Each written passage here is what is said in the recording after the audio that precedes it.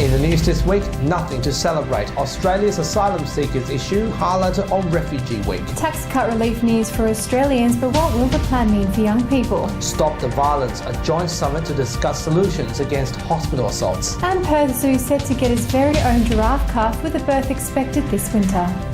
This is the Evening News with Ivan Lung and Danielle Staniskov.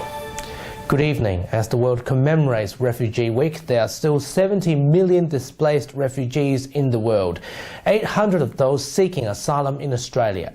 Activists believe there's nothing to celebrate until the Australian government addresses the current refugee crisis. Taylor Hannah explores this issue. World Refugee Day commemorates the strength, courage and perseverance of millions of refugees.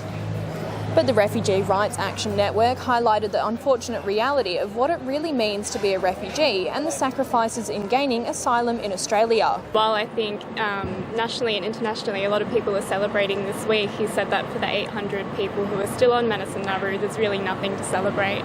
Following the results of the federal election, devastating for some people like Michelle, she explained those detained are turning to self-harm and suicide attempts as the living conditions worsen and their hope of resettlement fades. Activists have continuously urged the government to accept New Zealand's offer of taking in 150 refugees, if which hypothetically happened 6 years ago, everyone on Manus and Nauru Islands would have been resettled by now.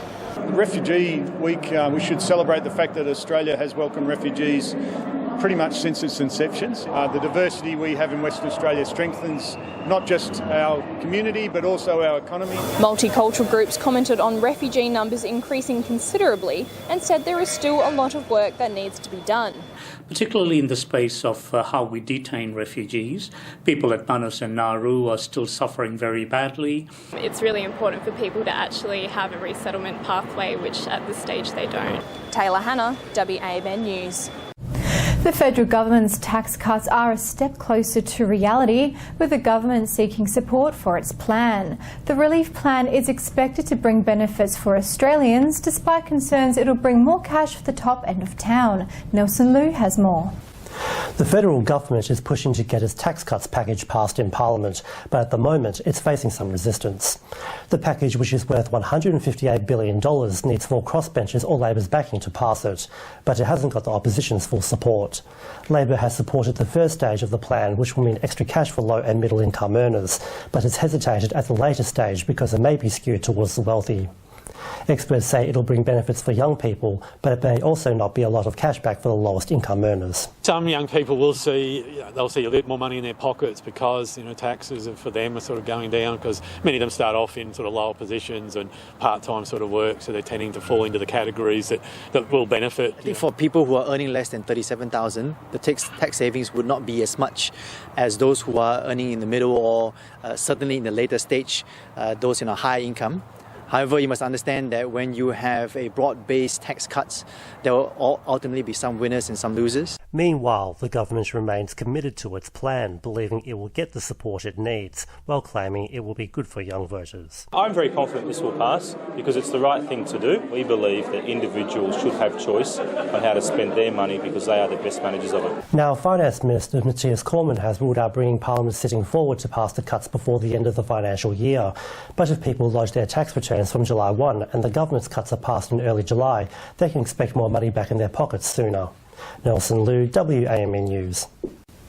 The WA government hosted a Stop the Violence summit to identify strategies to combat the increasing levels of violence against frontline health staff in our hospitals. Between 2017 and 18, there has been an alarming 38% increase in assaults on nurses in particular, with a staggering 971 incidents reported. Union bosses said violence against staff is the biggest problem their members face, with an emergency department nurse confirmed her negative experience to the media. It's affecting them daily, it's affecting their lives, it's affecting their relationships, financially. They're unable to cope at home. Coming to work causes a lot of anxiety, and I often have staff in my office crying because they're scared if today's the day that they're going to get hurt. As many news companies shift towards paywalls for their content, will all journalism in the future need to be bought? Martin Turner, MEAA WA President, thinks it's starting to become the norm and people should be paying for journalism. He also said the media needs to adjust in line with people's lifestyles, likening purchasing news to the cost of a cup of coffee. Whatever way you want to look at it, think about at least spending a small portion of your income on some news that you trust, that you believe in, that you think is doing the job, because the likely impact of that is that in fact you'll be creating a job or keeping a job for someone who basically wants to provide you with news. Fremantle detectives are investigating a home burglary that occurred last month, where a man with a knife forced entry into a home on Temponia Rise. It's believed the man walked past sleeping children. He then hid into another bedroom until the other occupants went to bed. He threatened the adults with a knife and demanded keys to the car, in which he then fled.